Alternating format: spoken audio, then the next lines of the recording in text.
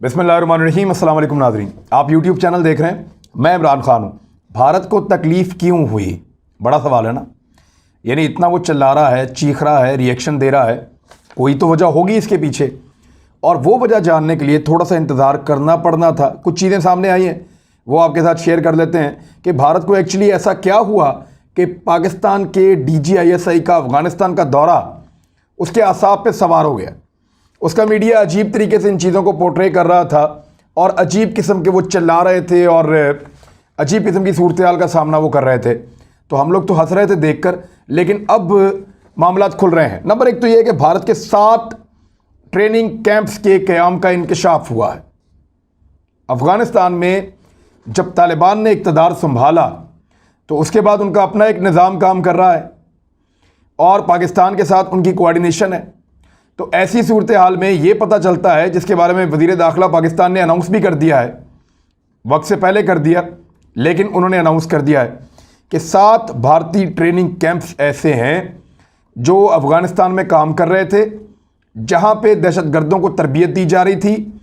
वहाँ पे TTP जैसी तंजीमें, बलोच अलहदगी पसंद तंजीमें, कौम परस्त टाइप के जो लोग हैं जो दहशतगर्द हमले करते हैं वो लोग, और दाइश, इन लोगों को इकट्ठा करके वो अफ़गान तालिबान के ख़िलाफ़ भी इस्तेमाल करते थे और इन्हीं लोगों को इस्तेमाल करते थे पाकिस्तान के ख़िलाफ़। तो हर किस्म की दहशतगर्दी भारत ने पैदा करने की कोशिश की अफ़गानिस्तान में। अब वो पोल खुल रहे हैं DGISI का, यानी इससे पहले बहुत दफ़ा जाते रहे, कभी भारत को एतराज़ नहीं हुआ। बाकी भी एजेंसीज यहाँ पे आती रहीं, कभी भारत को एतराज़ नहीं हुआ। अब एतराज़ इसलिए हुआ कि उनकी चोरी पकड़ी गई है, उनका पोल खुल गया है और पाकिस्तान के जो दुश्मन है उनके लिए अफ़गानिस्तान की सरजमीन तंग कर दी है पाकिस्तान ने। हुआ क्या, पाकिस्तान के पास कुछ ऐसी फहरिस्तें मौजूद थीं और कुछ इंटेलिजेंस रिपोर्ट्स मौजूद थीं जो पाकिस्तान ये चाहता था कि अशरफ गनी की हुकूमत या नेटो की फोर्सेस उनकी रोशनी में अफ़गानिस्तान में ऐसे किरदारों के ख़िलाफ़ कार्रवाई करे जो किरदार पाकिस्तान में आते हैं और दहशतगर्दी करते हैं, जो लोग 70 से 80 हज़ार लोगों को शहीद करने के लिए ज़िम्मेदार हैं, जो फोर्सेस पे अटैक करते हैं, फ़ौज पे, पुलिस पे, आम शहरियों पे, पाकिस्तान की मईशत पे। उन्होंने बहुत बड़ा हमला किया है। तो पाकिस्तान ये एक्सपेक्ट कर रहा था, क्योंकि हम पाकिस्तान में ऑपरेशन कर रहे हैं, तो अमेरिका और उसके इत्तेहादी और अफ़गान फ़ौज वो ऑपरेशन करेगी अफ़गानिस्तान में और उन एलिमेंट्स को सज़ा देगी, उन अनासर को काबू करेगी जो पाकिस्तान के अंदर हालात ख़राब करने के लिए ज़िम्मेदार हैं।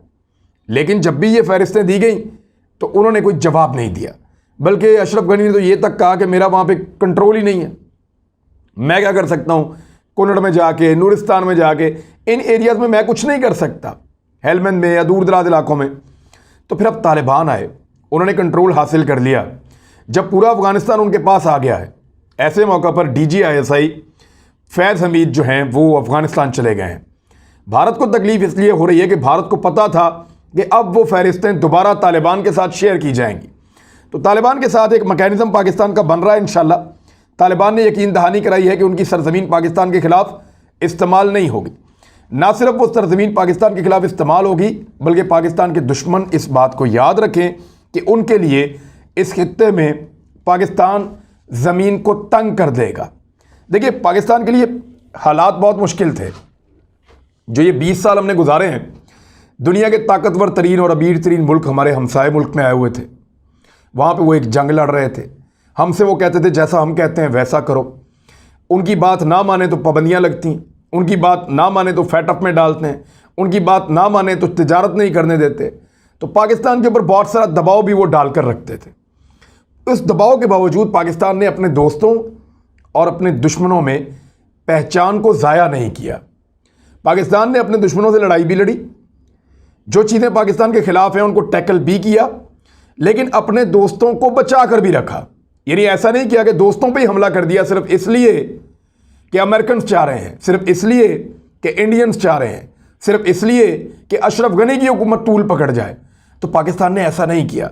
वो जो लोग अफ़गान आज़ादी के लिए लड़ रहे थे उनकी लड़ाई में पाकिस्तान ने मुदाखलत नहीं की, बल्कि यहाँ तक हुआ कि मुश्किल तरीन वक्त में हम घबराए नहीं। सबसे मुश्किल वक्त ये था कि जब 2018 के बाद अमेरिका ने तालिबान से मुज़ाकरात शुरू किए और पाकिस्तान के ऊपर दबाव बढ़ना शुरू हुआ। मुश्किल वक्त वो था जब पाकिस्तान को अड्डे देने थे अमेरिका को, जब पाकिस्तान को फैसिलिटेट करना था अमेरिका को। लेकिन इससे पहले कि वो मांगते, हमने पहले ही इनकार कर दिया। वो मीडिया के जरिए चेक करते हैं ना आपको, उन्होंने चेक किया तो उन्होंने कहा जी एब्सोल्युटली नॉट, हम नहीं देते। पाकिस्तान की जो हमेशा से घबराहट रही है वो इस मरतबा नहीं थी। यानी हम हमेशा एक जुमला बोलते थे, हमारे हुक्मरान जब भी यूरोप से आते थे, अमेरिका से आते थे, तो वो हमेशा ये कहते थे कि हाउस इन ऑर्डर, यानी अपने घर को ठीक करने की ज़रूरत है। ये आपका पहला वज़ीर आज़म है जिसने कहा कि वर्ल्ड इन ऑर्डर, यानी दुनिया को ठीक करने की ज़रूरत है। आपके हुक्मरान हमेशा ऐसे सोचते थे कि यार अपना मुल्क ठीक कर लो, जैसे दुनिया कहती है वैसे बन जाओ, अच्छे बच्चे बन जाओ। ये नहीं देखते थे कि सही क्या और गलत क्या है, वो ये देखते थे कि अमेरिका सही किसको समझता है और गलत किसको समझता है। वो देखते थे कि यूरोप सही किसको समझता है और गलत किसको समझता है। यानी हमने अमेरिका और यूरोप की ऐनक पहन के अफगानिस्तान को और इस खित्ते को देखा है, इसलिए उनकी ऐनक में हमें खुद ही अपना आप गलत लगता था। लेकिन इमरान खान ने वो ऐनक नहीं पहनी, उसको पहनने से इनकार किया, एब्सोल्युटली नॉट कहते हुए। और इन्होंने पहली मरतबा कहा कि दुनिया जिस तरीके से इस खित्ते को देख रही है, अफगानिस्तान को या पाकिस्तान को या यहाँ के लोगों को, वो देखने का तरीका गलत है। आप लोग मेरी ऐनक से देखिए। पहली मरतबा ऐसा हुआ कि दुनिया में बहुत सारे लोग आज पाकिस्तान की ऐनक से इस खित्ते को देख रहे हैं तो उनको एक डिफरेंट पिक्चर नजर आ रही है। ये है हाउस इन ऑर्डर से लेकर वर्ल्ड इन ऑर्डर तक का सफर। इमरान खान साहब ने बैनुल अक़वामी फोर्सेस को निशानदेही की कि आप गलत कर रहे हैं, अमेरिका को बताया कि आप गलत कर रहे हैं, यूरोप को बताया कि आपकी पॉलिसी यहां पे इस तरह काम नहीं करेगी, इसमें से निकलना है, हम आपकी मदद करने के लिए तैयार हैं। तो ये पहली दफा हुआ है, ऐसा पहले हुआ नहीं और ना कोई हमसे ऐसा कुछ एक्सपेक्ट कर रहा था। गलत फैसले ना करने का पाकिस्तान को बहुत फायदा हुआ है और गलत फैसले करने का भारत को बहुत ज्यादा नुकसान हुआ है। मिसाल के तौर पे, यानी कोई भी ऐसा दिन नहीं गुजर रहा है जब इमरान खान साहब को आलमी रहनुमाओं के फ़ोन नहीं आ रहे, आलमी इदारों के फ़ोन नहीं आ रहे, मुख्तलिफ ममालिक उनसे रब्ता नहीं कर रहे, कोई ऐसा दिन नहीं गुजर रहा। अब कल की बात है, कल यूएई के हाकिम का फ़ोन आया, जो यूएई के हुक्मरान है उन्होंने फ़ोन किया। उसके अलावा अक़वाम मुत्तहिदा के सेक्रेटरी जनरल ने फ़ोन किया प्राइम मिनिस्टर ऑफ पाकिस्तान को। क्या ऐसा होता था? क्या ऐसा बार बार होता था? बिल गेट्स ने कितनी दफ़ा फ़ोन किया नवाज शरीफ को और आसिफ अली ज़रदारी को? या इन बड़े लोगों ने जो दुनिया को चलाते हैं वो लोग कितनी दफ़ा फ़ोन करते हैं? मामला ये है कि रोज़ाना कोई ना कोई फ़ोन कर रहा है। कभी रशिया फ़ोन कर रहा है, कभी चाइना फ़ोन कर रहा है, राब्ते में है, कभी यूरोपीय यूनियन के ममालिक लगातार राब्ता कर रहे हैं, रोज़ाना किसी ना किसी का फ़ोन आता है, अक़वाम मुत्तहिदा का राब्ता होता है।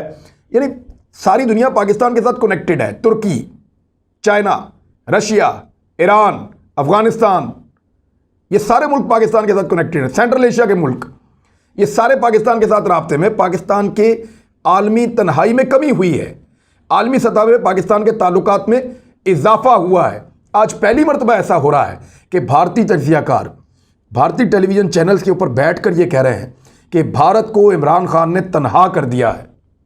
यानी पाकिस्तान का एक ऐसा वज़ीर आज़म आया जिसने भारत को आलमी सतह पर तनहा किया है, भारत से लोगों को और मुल्कों को दूर किया है। मिसाल के तौर पे उनके अपने एक तज्ज़ियाकार कह रहे थे कि बांग्लादेश, नेपाल, चीन, ईरान, रूस, तुर्की, अफगानिस्तान, सेंट्रल एशिया, ये सारे भारत से दूर जा रहे हैं, भारत के हाथ से निकल रहे हैं। मोदी ने भारत को अकेला कर दिया है। लेकिन इसके बावजूद हमारे यहाँ पे कुछ दानिश्वर हर वक्त ये साबित करने की कोशिश करते हैं कि इमरान खान ने पाकिस्तान को अकेला कर दिया। सिर्फ एक दो मुल्क ऐसे हैं जो पाकिस्तान के साथ थोड़ी सी दुश्मनी निभा रहे हैं। जो बाइडन का उसका ज़ाती मसला है, मुझे ऐसा लगता है, क्योंकि इमरान खान साहब ने जो बाइडन को उस दौर में समझाया था जब वो ओबामा के साथ काम कर रहे थे, और वही चीज़ें सच साबित हुई हैं।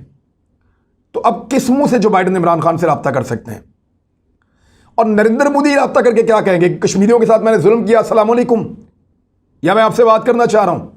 और इमरान खान के दर्जनों स्टेटमेंट है कि मैं उनसे बात ही नहीं करूंगा जब तक कि वो कश्मीरियों को उनका हक वापस नहीं देते। ये दो लोगों को लेके प्रोपेगेंडा कर रहे हैं कुछ दानिश्वर, बार बार ये कह रहे हैं कि हम अकेले हो गए, हम अकेले हो गए। हालांकि प्रूव्ड है, इंडियंस मान रहे हैं, तस्लीम कर रहे हैं कि पाकिस्तान अकेला था लेकिन आज नहीं है। भारत हुजूम में था, आज अकेला होता चला जा रहा है। ये इंडियंस खुद मान रहे हैं। लेकिन ये दानिश्वर हैं किसकी तरफ, ये एक बड़ा सवाल है। मिसाल के तौर पे अगर आपको अपनी टीम में कोई खिलाड़ी पसंद नहीं है या कप्तान पसंद नहीं है तो आप दूसरी टीम को सपोर्ट नहीं करते, आप रहते अपनी टीम की तरफ ही हैं। लेकिन यहां पे लोग अजीबोगरीब हरकतें करते हैं। यानी अगर कोई खिलाड़ी या कप्तान आपको पसंद नहीं है तो अपनी टीम तो आप नहीं छोड़ सकते उसके लिए, आप दूसरी टीम के साथ जाके तो नहीं खड़े हो जाते।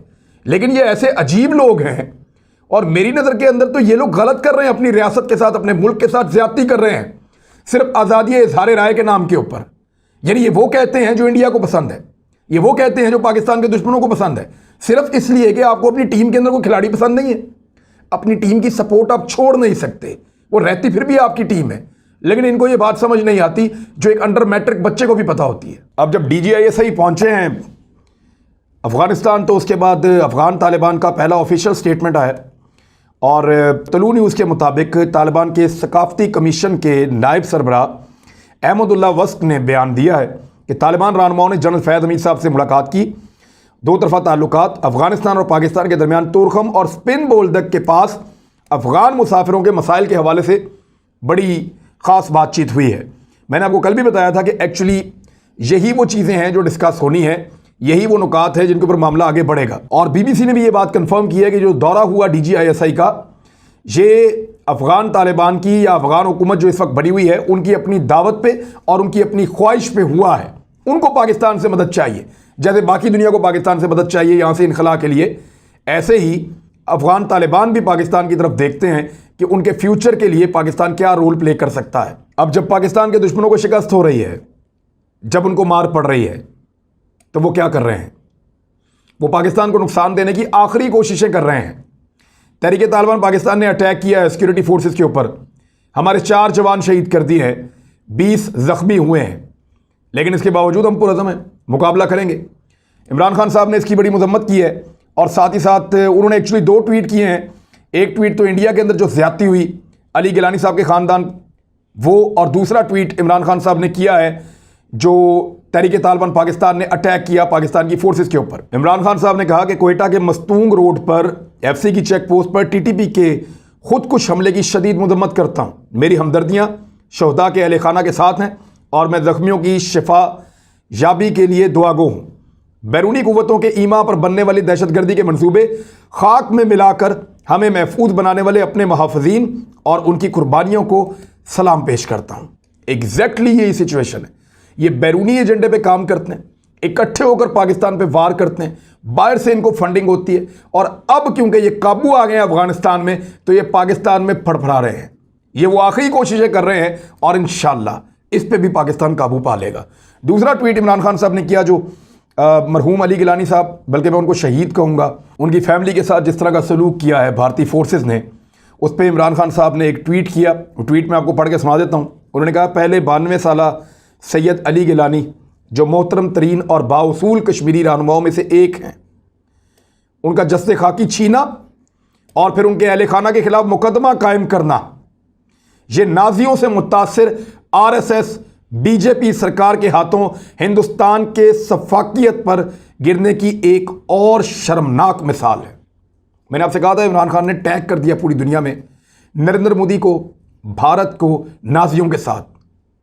यानी जिस तरीके से जर्मन नाजी करते थे वही सारा कुछ इस वक्त RSS कर रही है, वही सारा कुछ इस वक्त BJP और नरेंद्र मोदी कर रहे हैं।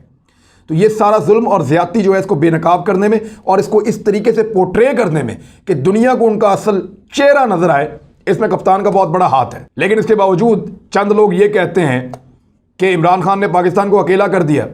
मेरे ख्याल में ये चंद लोग भी कुछ अरसे के बाद अकेले हो जाएंगे, क्योंकि पाकिस्तान इंशाल्लाह कभी अकेला नहीं होगा, पाकिस्तान के दुश्मन अकेले होंगे। अब तक के लिए इतने, अपना ख्याल रखिएगा, अपने इस चैनल का भी। अल्लाह हाफ़िज़।